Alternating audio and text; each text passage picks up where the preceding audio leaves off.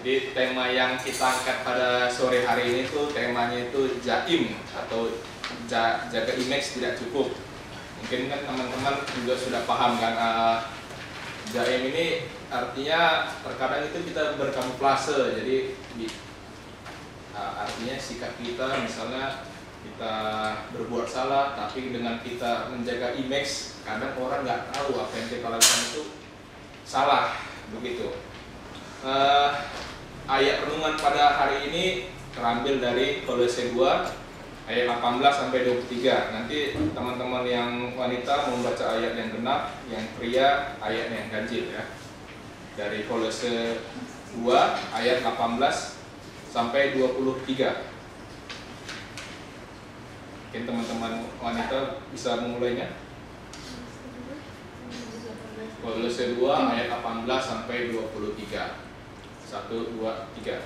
Janganlah kamu membiarkan kemenanganmu digagalkan oleh orang yang pura-pura merendahkan diri dan beribadah kepada malaikat, serta berkanjang pada penglihatan-penglihatan dan tanpa alasan membesar-besarkan diri oleh pikirannya yang duniawi. Sedang ia tidak berpegang teguh kepada kepala, dari mana seluruh tubuh yang ditunjang dan diikat menjadi satu oleh urat-urat dan sendi-sendi menerima penubuhan ilahinya.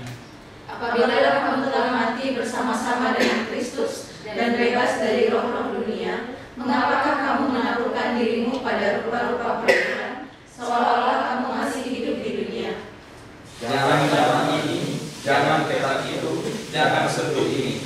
Semuanya itu hanya mengenai barang yang binasa oleh pemakaian dan hanya menurut perintah-perintah dan ajaran-ajaran manusia. Peraturan-peraturan ini, walaupun nampaknya penuh hikmat dengan ibadah buatan sendiri, seperti merendahkan diri, menyiksa diri, tidak ada gunanya selain untuk memuaskan hidup duniawi. Oke, jadi teks hari ini mengingatkan kita untuk menguji performa sekaligus performa religius dari kacamata firman Tuhan. Walaupun teologi yang benar tidak menjamin spiritualitas kita yang benar, tapi tidak ada spiritualitas yang sehat tanpa teologi yang tepat.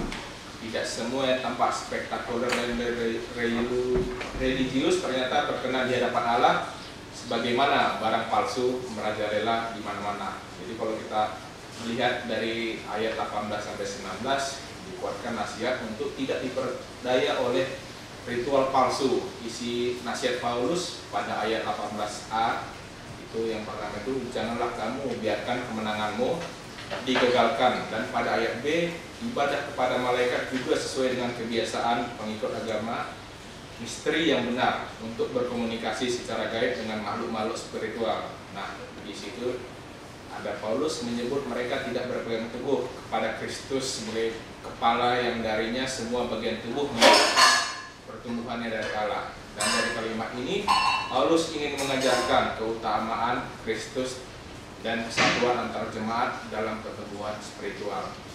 Allah memberi pertumbuhan tetapi hanya melalui Kristus sebagai kepala. Kemudian pada ayat 20 sampai 23 juga dibahas alasan untuk tidak membiarkan diri dihukum atau dihakimi. Kristus adalah pencipta segala sesuatu, termasuk segala kuasa di dalam dunia roh. Anak-anak Allah dipenuhi di dalam Dia yang menjadi kepala dari semua kekuasaan. Fakta ini menunjukkan membawa konsekuensi alam semesta perlu dipelihara, tetapi tidak patut diperlakukan sebagai dewa.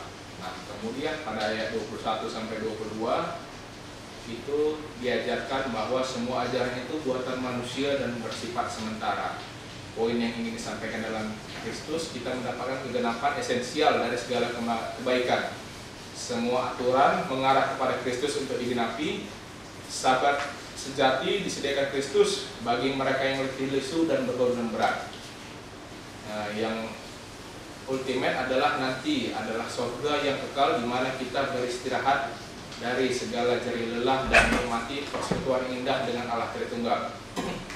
Kemudian pada ayat 23 itu semua ajaran itu hanya memuaskan hawa nafsu. Banyak agama dan aliran keyakinan terjebak pada legalitas, yaitu menyukai deretan aturan. Tujuannya memang baik, yaitu menyenangkan hati Allah. Persoalannya, kebaikan manusia tidak mungkin dapat memenuhi standar keputusan Allah. Orang legalisme cenderung sombong pada saat berhasil memenuhi tuntutan tersebut. Menyikapi disiplin rohani, kita perlu memahami bahwa disiplin rohani bukan ukuran maupun tujuan, melainkan sarana yang tidak terelakkan. Jika seseorang menganggap perkenalan Allah atas hidupnya ditentukan oleh disiplin rohani, orang itu tidak bersandar total pada karya penebusan Kristus, dan tidak ada kebaikan kita yang bisa menambah kasih Allah pada kita. Nah, kalau kita berbicara mengenai jaga image atau jaim, itu kan sesuatu yang sering kita dengar. Namun dalam kehidupan sehari-hari kita juga kadang harus menjaga image kita, kadang memang harus berbuat apa adanya gitu. Mungkin kalau di teman-teman di IUF ini kan paling enak itu kita membahas masalah jaga image itu dalam hubungan pacaran. Mungkin kan teman-teman masih di tahap itu, mungkin ada yang pacaran, ada yang jomblo atau gimana ya. Jadi kalau kita berbicara jaim dalam hubungan berpacaran atau dalam hubungan pada saat sudah berkeluarga, jadi pentingnya jaim di keluarga itu khususnya untuk yang sudah memiliki pasangan, yaitu fungsinya satu menutupi kekurangan pasangan. Jadi kan kalau pasangan itu pada prinsipnya itu dia kan saling melengkapi antara wanita dan pria. Jadi tidak ada sebenarnya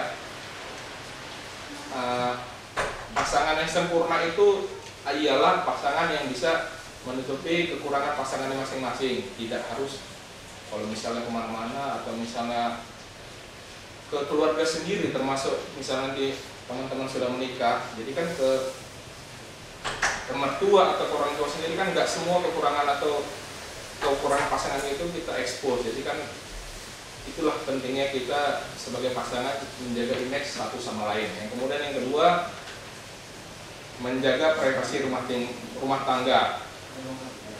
Jadi karakter kita dan pasangan itu kan menjadi privasi internal dalam rumah tangga yang dijalani, sehingga satu sama lain harus memiliki kewajiban untuk saling menjaga image. Kan banyak ini sekarang istilahnya pasangan berantak itu karena kejelekannya diumbar-umbar, apalagi kan sekarang zamannya media sosial. Jadi kalau dia berantak itu nggak dikomunikasikan dengan pasangannya, jadi dikomunikasikan dengan media sosial. Jadi kan ya sisi jelek yang media sosial kan sebenarnya di situ. Jadi semakin kita mengumbar-ngumbar di media sosial kan sebenarnya kan orang baca itu kelemahan pasangan kita apa gitu kan. Jadi suatu titik nanti ada kayak titik baliknya, wah ini misalnya kayak akulah, misalnya anggaplah Katie menjelekkan dunia sosial, nanti kan suatu saat misalnya ada masalah misalnya di keluarga atau di pekerjaan, orang kan men-strike back aku dari situ. Jadi lebih baik kalau pasangan itu privasi lah dijaga, jadi yang tahu itu antara berdua aja, jadi nggak usah semua orang tahu. Kadang orang berpikir aku kan ceritanya ke media sosial, sedangkan di media sosial ini banyak juga akun-akun palsu kan, kita kan nggak tahu siapa di dalam itu semua gitu. Kemudian yang ketiga, menampilkan pribadi yang baik di hadapan keluarga maupun orang lain. Jadi misalnya kalau kita mungkin ada masalah di rumah atau di mana sama pasangan kita, pada saat kita keluar rumah, meskipun kita bertemu dengan orang tua kita atau adik kita, karena kita harus menampilkan bahwa kita sedang tidak terjadi apa-apa. Apalagi kan misalnya kita bertemu orang tua kita, kalau kita ketemu orang tua kita kondisi kita nggak baik kan, orang tua kita kan pasti bertanya-tanya, wah anakku ini atau mantuku ini kenapa gitu, kenapa mereka nggak cakapan ya. Kadangkala itulah jaimnya kita itu seolah-olah tidak terjadi apa-apa, padahal hatinya panas. Tapi itulah yang harus kita lakukan kalau ya istilahnya supaya aman lah, nggak ada pertanyaan yang aneh-aneh dari orang kita sekitar. Kemudian yang keempat, menjaga fungsinya itu menjaga keharmonisan. Dengan jaga image pasangan, maka tidak ada persepsi yang aneh-aneh dari orang-orang sekitar kita mengenai kondisi kita sekarang. Kemudian yang kelima itu ya menghindari kekeliruan dari orang lain. Ya balik lagi tadi juga irisannya itu untuk menjaga keharmonisan dengan kita menampilkan yang baik-baik aja. Nah itu orang itu tidak bisa menilai kita. Jadi kan orang itu mencari kelemahan kita itu agak sulit gitu. Nah, kalau itu kan tadi dalam pasangan, kemudian dalam berpasangan. Yang kedua itu jaga image itu dalam wilayah bekerja. Nah, pentingnya itu yang pertama itu loyalitas dengan perusahaan. Loyalitas itu dengan perusahaan terlalu bagus karena membangun citra baik perusahaan. Dengan begitu karir kita akan cepat meningkatnya dengan image yang terjaga. Karena kan perusahaan itu pasti dia menyukai pegawai-pegawai yang loyal ke perusahaannya, karena kan kita ini kan bekerja yang pertama itu kan pasti menguntungkan perusahaan. Kan nggak mungkin kalau kita bekerja bagi perusahaan kan pada akhirnya bos-bos kita itu kan nggak akan suka sama kita. Jadi dengan kita loyalitas ke perusahaan, yang pertama itu pasti percepatan karir kita pasti lebih bagus begitu. Yang kedua itu menjaga omongan. Nah, kalau di kantor itu sebenarnya kita itu jangan menjelek-jelekkan kejelekan bos kita atau rekan kerja kita. Walaupun objek yang kita ceritakan itu nggak ada pada saat itu, karena kan istilahnya di kantor itu dinding aja bisa bicara. Nah, misalnya berdua lah kita sama teman kita ngomong di ruangan tertutup, nanti 2 atau 3 hari lagi itu bisa sampai ke orangnya. Nah, syukur-syukur yang kita bicarakan itu baik. Kalau misalnya jelek kan pasti jadi bumerang bagi kita. Jadi istilahnya kalau di kantor itu gak semua orang bisa kita pegang, karena kan wah misalnya cerita saya masih A, nanti A itu bisa menganggap kita kompetitor kita. Jadi pada saat kita menjelekkan si B, nah, nanti disebarkannya lah. Nah, gimana caranya kan pasti. Wah, kalau di kantor itu mengerikan lah kalau masalah menjaga image ini. Kemudian yang ketiga itu menerima kritikan dan masukan. Di pekerjaan kita wajib menerima kritikan dan masukan. Jadi kan kalau di pekerjaan itu kan kita pasti bekerja dalam tim. Jadi kan orang atau bos kita itu kan pasti bisa menilai atas kinerja kita. Jadi kan kalau kita nggak bisa dikritik, itu kan pada akhirnya bos itu kan atau rekan-rekan kerja kita itu kan nggak akan suka dengan kita, karena kan kita merasa apa yang kita lakukan pasti benar, sedangkan orang lain kan kadang nggak selalu apa yang kita kerjakan itu beneran untuk mereka. Jadi kalau di lingkungan pekerjaan itu kita harus juga bisa menerima kritikan dan masukan. Yang keempat itu menghargai waktu. Kalau baiknya kalau di pekerjaan itu ya jangan menunda waktu, karena kan pekerjaan hari ini kita tunda, ya siapa tahu pekerjaan besok bisa ada lagi beban load kerja kita yang lain. Jadi baiknya sebisa mungkin pekerjaan yang bisa kita selesaikan saat ini langsung kita selesaikan saat itu, jangan menunda waktu. Yang kelima, tidak menggoda. Dalam hal ini tidak menggoda lawan jenis kita, karena kan di kantor itu biasa kan kalau ada orang istilahnya dia menggoda lawan jenisnya, tapi lawan jenisnya itu pada saat itu istilahnya dia itu nggak ada marah atau nggak ada tersinggung, tapi kan dia di belakang layar istilahnya bisa melaporkan kita ke pimpinan kita atau ke teman-teman kita. Nanti kan ujung-ujungnya teman-teman itu menilai kita negatif. Wah, ini kerjanya tidak menghargai lawan jenis kita. Jadi di kantor itu lebih baik kita menjaga integritas kita dengan tidak menggoda satu sama lain. Kemudian yang keenam, berkomitmen terhadap pekerjaan. Menjaga image dengan komitmen adalah suatu kehormatan yang ditujukan kepada atasan dan perusahaan, karena dengan komitmen kita bisa bekerja secara maksimal dan memberikan keuntungan secara maksimal ke perusahaan sehingga kita dicintai oleh perusahaan kita.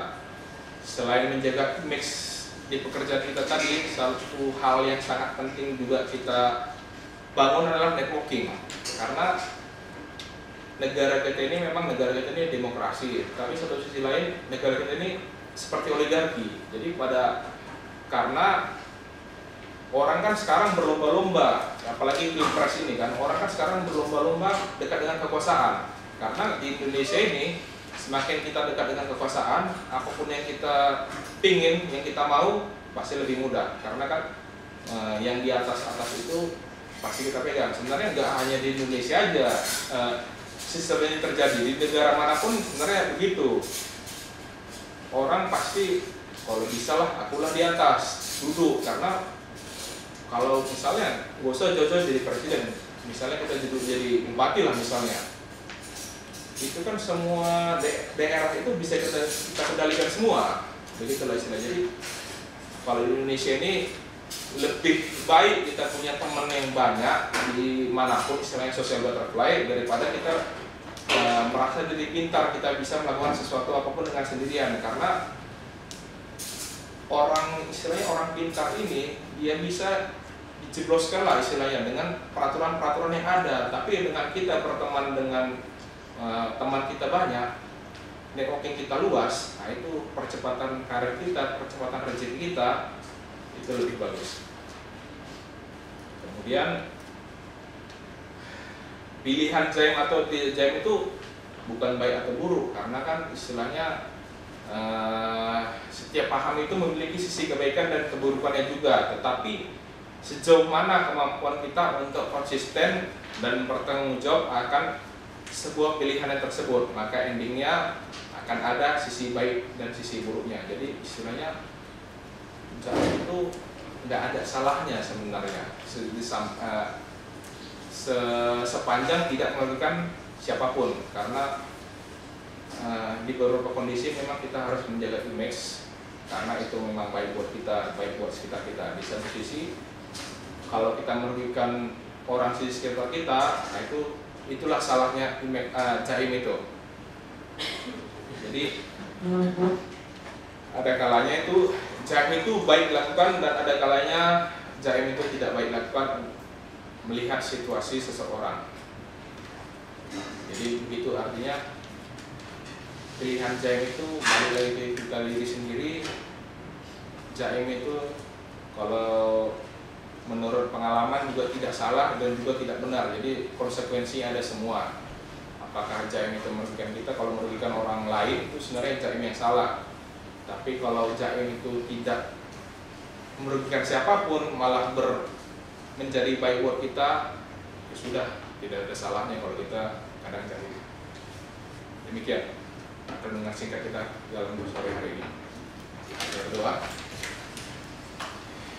Ya Tuhan, terima Tuhan,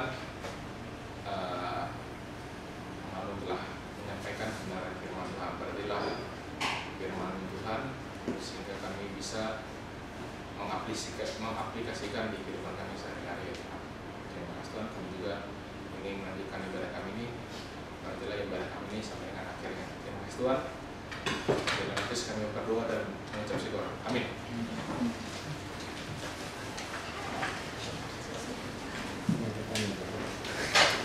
Tanya jawab. Tanya jawab ya. Ya mungkin belum pernah ikut kebaktian AYN, jadi nggak tahu formatnya sebenarnya seperti apa. Mungkin ada teman-teman yang mau sharing mengenai jaim mungkin di kehidupan kuliah atau di kehidupan sama pasangan, mungkin ada? Katanya. Ya. Kalau saya mau tanya, gimana bedakan antara jaim dan jenis?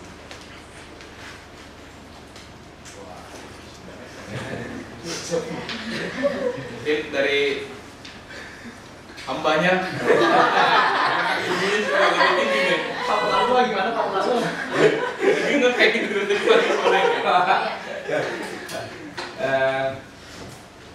karena hambanya yang dulu, tapi nanti yang ngekatin hambanya, ya kan? Ya, biasanya kan begitu kan, orang dikasih orang lain dulu untuk menjawab gitu ya. Habis itu nanti dia menyempurnakan. Gitu. Kita sebelumnya mengucapkan terima kasih dulu kepada hambanya yang sudah menyampaikan kebenaran firman Tuhan kan. Buat kita yang sangat luar biasa. Jadi menurut saya tema ini cukup bagus. Itu Jaim tidak cukup, ya kan? Itu temanya kan? Iya. Nah, itu bagus banget loh tema itu. Jaim adalah jaga image, itu maksudnya kan? Nah, jaga image. Kita ini adalah ciptaan Tuhan. Waktu Kejadian 3 ya. Image of God, gambar Allah. Oleh karena itu kita harus jaga image itu. Tapi temanya tidak sampai di situ, itu tidak cukup. Sebagai orang percaya, sebagai anak Tuhan, harusnya kita bisa menghidupi seperti yang hambanya tadi sampaikan pada Efraim. Ya, bukan hanya sekedar jaga image supaya kita dilihat orang baik, supaya orang lihat kita, oh dia kerjanya bagus ya, atau banyak orang jaga image cari perhatian gitu ya. Ya karena dilihat bos, saya mau dekat-dekat bos nih supaya saya langsung diangkat gitu. Bukan begitu, tapi kita harus punya pure heart. Jadi hati yang murni untuk menghidupi jaga image itu sebagai gambaran Allah. Kita ini kan ciptaan Allah ya, image of God. Dan itu kita harus jaga supaya kita bisa dilihat orang, dan kita harus menyaksikan Allah di dalam image diri kita, dalam keberadaan kita. Nah, kalau menurut saya seperti itu ya. Jadi betapa pentingnya itu kita harus menjaga supaya kita bisa diterima di semua kalangan, tapi itu harus murni dengan ketulusan hati, bukan pura-pura. Ya, bukan pretend itu pura-pura ya. Tapi kita harus real, sehingga orang bisa melihat ternyata Natali benar anak Tuhan, Kristo benar ya anak Tuhan. Aku nanti yang akan kembali ke SKM, aku harus menjaga image. Wah, aku ini lulusan Jakarta loh. Terus dia tinggalnya di Wisma Bersama lagi ya, semakin dekat dengan surga. Lagi dekat kan? Iya dong, kan di gereja. Jadi aku akan membawa citra yang baik, image yang baik untuk misalnya kepada murid-murid. Iya dong, terlebih image of God sebagai ciptaan Tuhan kan gitu. Jadi jaga image itu menurut saya sangat bagus ya, tapi harus yang murni, bukan pura-pura. Oke. Nah, kadang-kala apakah itu penting? Menurut saya penting. Kenapa? Karena kita harus bisa memposisikan diri kita di mana kita ada. Nah, sehingga kita tidak hidup sembarangan, tidak hidup sembrono, tidak hidup asal-asalan, tapi kita hidup sesuai dengan kebenaran firman Tuhan. Karena itu memang image-nya kita sebagai ciptaan Tuhan. Oke, saya baru masuk ke pertanyaannya tadi. Apa bedanya jaim dengan gengsi? Iya toh?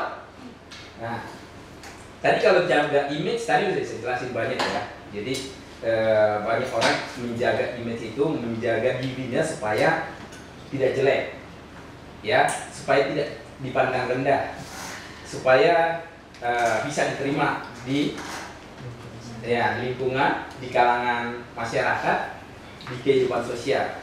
Nah, tapi kalau gengsi, menurut saya ini adalah negatif. Gengsi gitu ya. Misalnya orang dia gengsi banget sih, nggak mau naik. Nah, dia kok gengsi banget sih, nggak mau melihat orang gitu, dia menunduk, terus atau dia gengsi banget sih bergaul sama saya, gitu ya. Gitu. Gengsi itu adalah lebih negatif, ya. Merasa dirinya tidak selevel dengan yang lain, itu boleh disebut gengsi, ya. Atau menganggap orang lain lebih rendah dari dirinya, gitu ya. Nah, itu gengsi. Ada juga gengsi, semua kita nih ya, semua yang ada di sini kita lepas sandal misalnya. Tapi ada orang tertentu gengsi tidak mau, dia tetap pakai sepatu gitu ya. Itu juga salah satu dari gengsi, ya, iya kan? Tapi sebagai anak Tuhan kan kita, firman Tuhan mengajari kita supaya kita bisa masuk ke semua kalangan, ya kan? Apa kata Paulus? Bersama orang Yahudi aku seperti orang Yahudi, bersama orang Yunani aku seperti orang Yunani. Nah, jadi tidak ada gengsi. Nah, jadi menurut saya gengsi itu adalah perilaku yang tidak baik, yang lebih mengarah ke negatif. Dan kalau jaga image itu adalah ada positifnya, karena kita menjaga diri supaya kita bisa baik adanya, hidup pantas, bisa dihargai orang, dan hidup sebagaimana mestinya gitu. Nah itu. Tapi itu harus dengan kesungguhan, bukan pura-pura. Karena kenapa? Orang jaga image banyak yang pura-pura.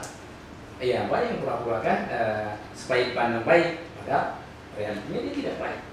Supaya kelihatan bagus, padahal sebenarnya dia tidak bagus.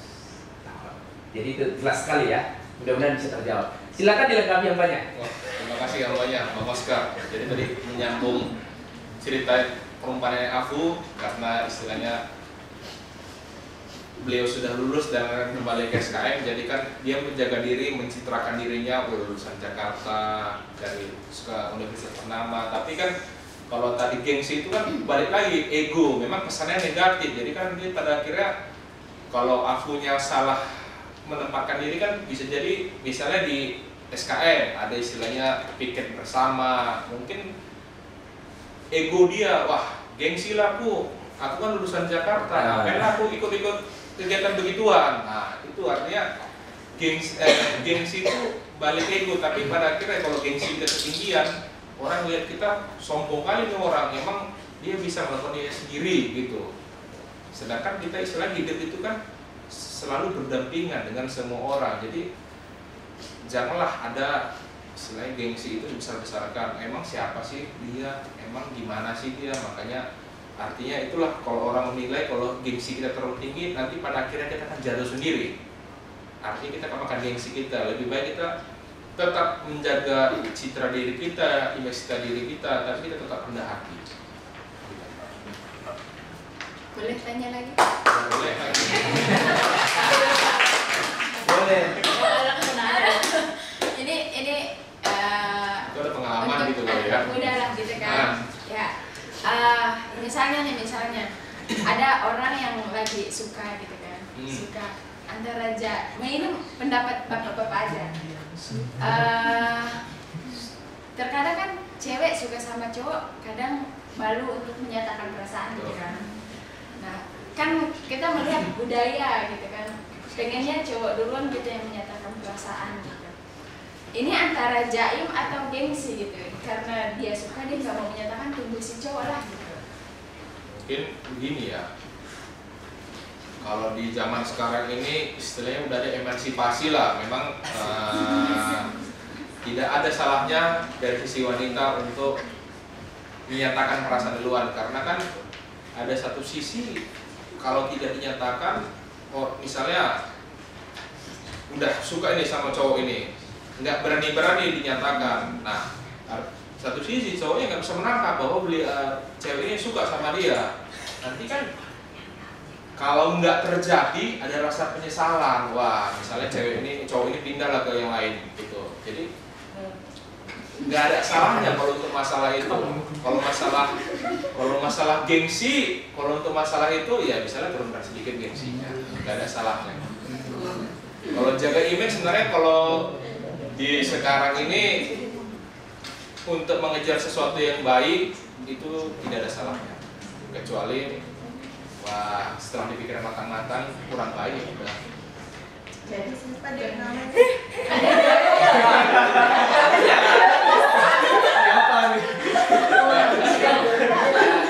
Saya tambahin. Saya tambahin.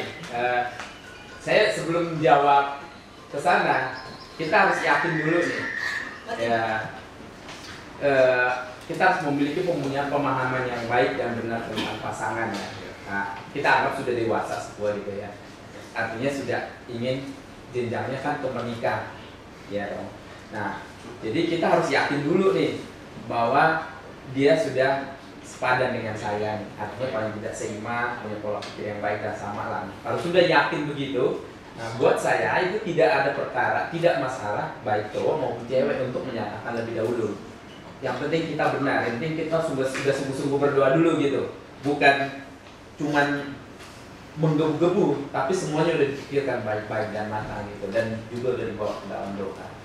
Dan yakin baru, karena bisa jadi Tuhan bekerja lewat si perempuan untuk menyatakan, karena si cowok nggak berani ngomong gitu. Ada yang sebaliknya kan gitu. Jadi poinnya adalah apakah sudah benar, apakah sudah sepadan, apakah sudah sesuai dengan kehendak Tuhan. Itu poin yang terpenting. Ya. Terima kasih bapak-bapak. Jadi artinya di kehidupan pacaran itu memang pasti masing-masing pasangan itu saling menjadi image-nya kan, nggak akan mungkin belum nikah udah buka kejelekannya masing-masing. Itulah pentingnya dikomunikasikan. Istilahnya menuju pacaran, menuju pernikahan itu kan pasti pembicaranya kan nggak mungkin aku sayang kamu aja kan. Kalau aku sayang kamu kan nggak ada gunanya sebenarnya itu kalau kita menuju jenjang pernikahan. Jadi baiknya dibicarakan visi misinya apakah sama atau enggak. Yang kemudian yang kedua mimpi-mimpinya yang belum dicapai, apakah nanti misalnya apa setelah menikah, apakah setelah menikah misalnya yang kerja siapa, misalnya laki-lakinya aja atau dua-dua yang kerja. Itu kan istilahnya dari sekarang kita harus komunikasikan. Kan ada juga berita pernah dengar kan, istrinya minta cerai setelah mendengar laki-lakinya hanya bergaji 3,4 juta. Itu kan pernah baca kan. Nah, itu kan sebenarnya agak bingung, dia pacaran itu ngapain aja sebenarnya, apa yang dibicarakan, masa hal-hal prinsipal itu colong istilahnya gitu. Jadi baiknya kalau menuju ke sana itulah hal-hal sampai dengan hal-hal prinsipal ke depannya gimana, termasuk hal sensitif misalnya orang tua. Nanti orang tua setelah menikah apakah dibiayain? Nah, itu kan harus dibicarakan dari awal. Jangan sampai nanti udah menikah, oh aku harus ngirim mamaku. Nah, kita kan nggak ada perjanjian dari awal. Nah, gitu. Jadi memang pada saat pacaran itu memang masing-masing pasangan pasti menjaga image, tapi ada baiknya kalau memang sudah serius, sudah pengen melanjutkan ke jenjang yang lebih tinggi, semua hal-hal mendasar itu wajib dibicarakan. Jadi tidak ada ganjalan di depannya, gitu. Ada lagi teman-teman yang pengen tanya atau pengen sharing? Atau dari Teni kan kalau mau nikah kan udah sharingnya lebih dalam. Biasa ketua bertanya ketua. Oh, Pak Ketua mau sharing nih.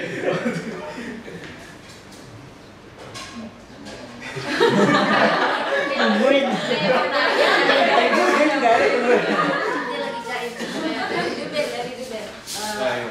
Misalnya ada orang yang maksudnya sepanjang hidupnya sih, tapi memang dia dominan untuk selalu jaim. Kayak berada di keramaian itu dia, misalnya dia sama teman-teman dekatnya juga atau sama siapapun, dia tipikal yang kayak kepribadiannya itu beda gitu. Jadi dia sangat susah untuk menunjukkan siapa sih dirinya sebenarnya. Jadi apakah orang seperti itu gimana sih kita menyikapinya gitu? Karena kan kita juga perlu relasi gitu kan. Tapi kan kita nggak bisa juga relasi sama orang yang kepribadiannya kita nggak bisa tahu nih ini beneran apa tidak. Mungkin jawabannya gini, Jubel ini belum kenal lama dengan orang itu. Jadi istilahnya orang seperti itu ada, cuman dia nggak akan sepanjang masalah menjaga jaimnya itu. Dia akan membuka siapa diri sebenarnya ke orang-orang terdekat dia. Jadi istilahnya untuk menuju orang-orang terdekat dia itu butuh waktu, memang butuh proses. Jadi ya balik lagi, kalau misalnya ini teman ini kan ada teman kerja kah, teman bisnis kah, atau mau teman have fun aja nggak pikir apa-apa. Jadi biasanya kalau orang-orang begitu dia akan buka ke teman yang istilahnya nggak, wah kawanku ini nggak akan menuntut atau memanfaatkan apapun dari aku. Nah, bisa dia bertemu dengan teman yang begitu, pasti dia akan menjadi dirinya seperti apa adanya begitu. Kalau misalnya kan kita bisa berkawan, wah kawanku ini anak si A, kalau aku berkawan sama si A, aku bisa mendapatkan privilege lah. Nah, kita kan kejar teman kita ini, tapi kan teman kita ini sama kita ini belum klik. Jadi itulah butuh proses, dan hilangkanlah jauh-jauh. Misalnya kita berteman sama siapapun dengan memegang privilege, itu biasanya pertemanannya nggak lama lah. Itu ada zamannya nanti dia akan mengerti kita itu berkawan karena apa sebenarnya. Gitu. Dari hambanya Bang Oscar ada masukan? Oke. Artinya boleh kita bilang bahwa dia punya kepribadian ganda. Betul. Nah, firman Tuhan bilang ujilah segala sesuatu. Ya, jadi kita untuk menghadapi orang seperti itu tidak bisa percaya 100%. Ya, karena kan dia orangnya berubah-ubah ya. Artinya boleh dibilang bahwa dia tidak komitmen, orangnya tidak bisa dipercaya. ya. Jadi ya kita harus mawas diri, harus bijak untuk menghadapi orang yang seperti itu. Jangan pernah mempercayakan sesuatu hal yang penting kepada orang yang seperti ini, karena akan berakibat fatal gitu. Ya, apalagi ternyata orang itu adalah orang yang kamu suka, wah bahaya itu, gitu ya. Jadi kita harus apa ya? Harus meminta hikmat dari Tuhan lah, supaya kita bisa bertindak hati-hati, juga bertindak baik kepada orang itu. Artinya karena kita mau kan kita berteman sama semua orang, ya. Jadi ya itu tadi, kita bisa masuk dengan hikmat ya dari Tuhan supaya kita bisa tetap berteman, tapi kita udah tahu bahwa orang ini seperti itu gitu. Ya, jadi kita harus mawas diri dan kita harus jaga diri. Ya kita tahu bisa gimana, minta hikmat dari Tuhan. Terima kasih Pak. Ya. Jadi siapa yang terakhir tadi? Ada yang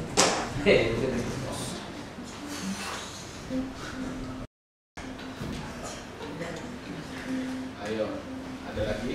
Atau ada pengen bertanya, pengen sharing?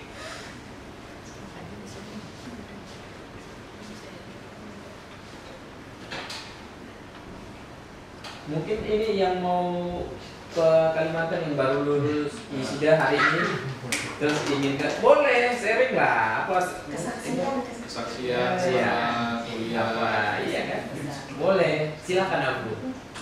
Mumpung ada kesempatan, iya silakan. Sebelum pulang hari Kamis. Jadi kan pesan-pesan ke teman-teman yang sedang kuliah. pesan tadi kalau di sama Jakarta gitu kan, saya kan 5 tahun di Jakarta dari 2018 bulan Juli. Jadi kesannya jadi selama di sini kan saya bergaulnya sama teman-teman IF gitu kan, di gereja gitu kan, sama bapak ibu ketemunya setiap minggu gitu kan. Saya banyak belajar gitu juga dari dari ketemu orang gitu kan, sesuai tema tadi, maksudnya dari yang saya temuin gitu kan, setiap orang punya punya image-nya masing-masing gitu. Jadi punya kepribadiannya masing-masing gitu. Yang saya perhatikan gitu kan selama 5 tahun ini, setiap orang unik, setiap orang punya ciri khasnya sendiri gitu. Terus tadi juga yang dari dari pertanyaan itu, maksudnya yang saya juga pernah dapat gitu.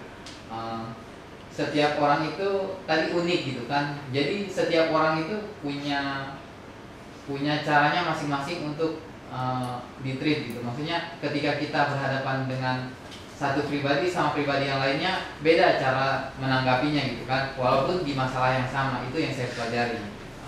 Terus juga ini harus sesuai tema. Bebas. Kirain tadi. Jadi itu sih tadi. Terus mungkin kesannya seru gitu. Maksudnya bisa kenal teman-teman yang baru, bisa kenal orang-orang baru, bisa belajar juga. Saya banyak belajar kayak pola pikir juga gitu. Maksudnya ketika di Kalimantan gitu kan, kita keluar ke kota kan beda gitu. Cara pikir orang di sini, terus cara pandang orang juga gimana gitu juga. Saya belajar dari situ juga gitu. Terus yang penting juga, maksudnya yang saya pelajari, tidak semua masalah harus kita maksudnya tidak semua hal harus kita tanggapi serius gitu. Saya di Jakarta belajar cuek gitu. Maksudnya enggak ini, tapi dulu ketika di Kalimantan, maksudnya ketika ada masalah sedikit, saya bisa kayak orang yang overthinking gitu. Maksudnya nantinya gimana gitu kan, terus ngadapinnya gimana. Kayak sekarang lah masih kepikiran gitu. Ketika mau balik nanti gimana, ngajar gimana, ada kepikiran gitu. Cuma selama 5 tahun di Jakarta saya juga belajar gimana caranya jalanin aja dulu gitu. Maksudnya jangan terlalu banyak dipikirin gitu, cuek aja dulu untuk yang nanti ada nantinya gitu. Maksudnya kita kan punya Tuhan gitu. Tuhan yang memelihara kita sebelumnya bakal memelihara kita di depannya gitu kan. Jadi itu juga pelajaran yang saya dapatkan. Terus pesannya Untuk teman-teman yang masih kuliah, semangatlah. Tidak selamanya telat itu apa ya, kita punya cerita masing-masing, tidak semuanya tepat waktu gitu. Maksudnya ada ceritanya masing-masing gitu. Kadang kan kayak kemarin yang pertemuan di UPH, terus ada anak yang bilang, saya takut teman saya lulus 3 tahun, saya malah 3,5 gitu kan katanya, karena di UPH TC udah 3 tahun itunya kan, apa namanya, paketnya gitu kan. Terus saya bilang enggak semua orang punya waktu yang sama gitu. Nah, saya aja belajar gitu ketika saya punya masalah, maksudnya di pendidikan gitu kan. Mungkin itu sesuatu yang diberi Tuhan untuk mendidik kita. Mungkin ketika saya balik 1 tahun lalu, pola pikir saya enggak kayak sekarang gitu. Jadi masih ada apa namanya rencana Tuhan untuk membentuk kita gitu. Terima kasih.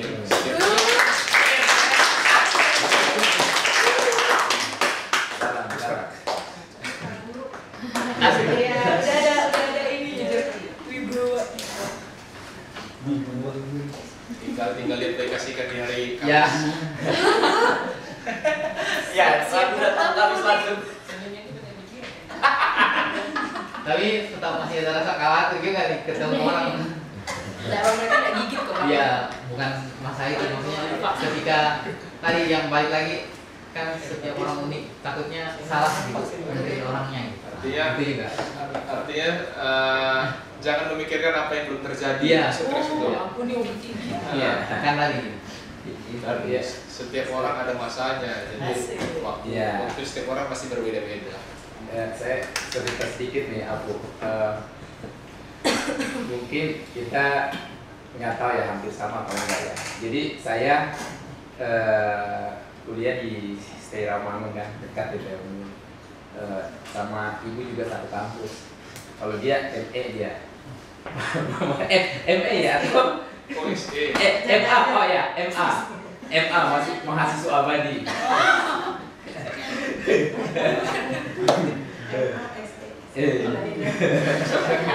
Nah, ketika lulus kuliah, ketika udah mau lulus kuliah, saya juga ada kekhawatiran aku gitu ya. Nanti saya bisa kerja nggak ya gitu ya. Nanti saya gimana ya gitu ya. Tapi akhirnya ya, kita kan memiliki Tuhan seperti yang aku bilang tadi. Saya juga datangnya dari kampung gitu ya, dari pinggir Danau Toba sana, dari desa gitu ya, terus masuk ke kota, kuliah di Jakarta gitu. Jadi ya kekuatan ini pasti ada gitu ya. Cuman ya bersyukurnya dapat anugerah Tuhan untuk percaya untuk mengikuti bahwa ya Tuhan akan memelihara orang yang bergantung kepada Tuhan, yang mengandalkan Tuhan. Karena seperti yang aku katakan tadi, setiap manusia itu diciptakan Tuhan unik pada dirinya masing-masing, tidak ada yang sama. Nah, tapi ya karena Tuhan yang menciptakan, kita melakukanlah kepada yang menciptakan. Bagaimana caranya supaya kita bisa menghadapi orang-orang yang demikian rupa adanya kan? Nah itu, jadi ya intinya poinnya adalah andalkanlah Tuhan. Aku percaya sama Tuhan, jangan terlalu khawatir gitu ya. Tapi percaya bahwa Tuhan yang akan menuntun orang yang mau berharap dan mengandalkan Tuhan.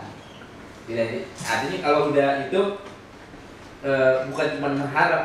Buat saya orang yang berharap itu bukan cuma berharap lipat tangan, tapi berupaya, berjuang gitu ya. Apa yang harus bisa dikerjakan gitu ya. Misalnya kayak saya dulu kan saya dulu kurang lebih 10 tahun kerja di bank ya, lulus kuliah kan. Nah, saya tadi orang dari desa, saya nggak tahu komputer tuh. Gimana orang saya di kampung nggak tahu komputer gitu. Nah, saya kerja di bank harus bisa komputer kan, dia tanya bisa komputer, bisa saya bilang. Udah, ini jaga image mungkin ya, bagian dari itu supaya saya nggak kelihatan bodoh. Udah, habis itu saya, wah, begitu diterima saya pulang, saya cari tanya dia, saya kemana-mana komputernya dia dulu, terus ini saya mau belajar ini dong, dia, ya udah, singkat cerita kita saya bisa, wah, oh ya bisa, terus mau naik jabatan kita harus ini kan harus presentasi, harus bisa komputer dan segala macam, harus bisa bikin laporan dan semua. Puji Tuhan bisa gitu ya. Karena ada kemauan berjuang gitu, tetap berharap sama Tuhan. Dan hikmat itu kan datangnya dari Tuhan. Kita bisa bukan karena kita hebat, tapi karena anugerah Tuhan. Dengan perjuangan yang kita lakukan.